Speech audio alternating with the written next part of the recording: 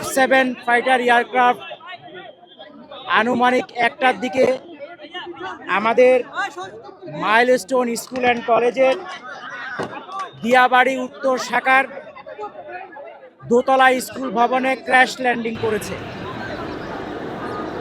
এই দুতলা ভবনটিতে প্রথম তলায় ছিল তৃতীয় শ্রেণী ও চতুর্থ শ্রেণীর বাচ্চাদের ক্লাস, দ্বিতীয় তলায় ছিল দ্বিতীয় শ্রেণী ও পঞ্চম শ্রেণীদের ক্লাস, এবং তার সাথে ছিল প্রিন্সিপালের অফিস, মিটিং রুম এবং একটা কোচিংয়ের ক্লাস চলমান ছিল।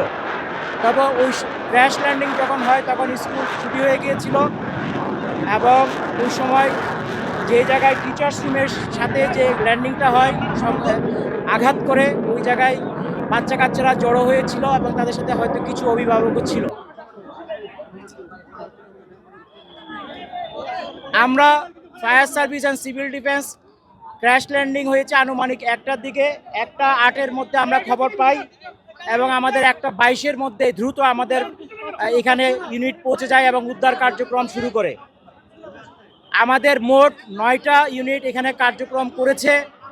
বর্তমানে আগুন সম্পূর্ণ নির্বাপন অবস্থায় আছে এবং আমরা উদ্ধার কার্যক্রম চালাচ্ছি।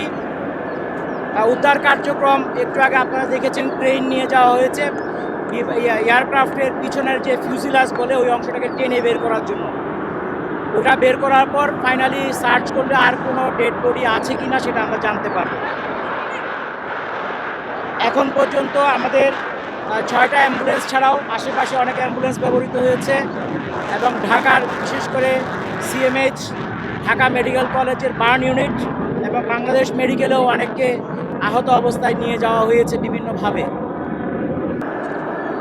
আমাদের হিসাব অনুযায়ী এখন পর্যন্ত আমরা 19 জনের ডেড বডি উদ্ধার করেছি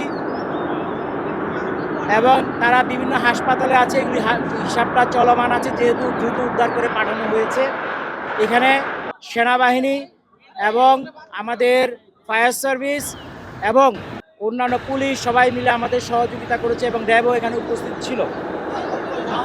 আহত আমাদের ধারণা অনুযায়ী আমরা টোটাল হিসাবটা এখনো চলমান আছে, তবে আনুমানিক এটা 50-এর উপরে হবে। এইটা আহতদের কথাই বলছি। আহত উদ্ধার, নিহত আমাদের হিসাব অনুযায়ী এখন পর্যন্ত 19, আর আহত বাংলাদেশ মেডিকেল এবং ঢাকা বার্ন ইউনিটে অন্য জায়গায় থাকতে পারে, আমরা খোঁজ খবর করছি। এটা 50-এর উপরে হবে মনে হয়। নিহতের সংখ্যা 19,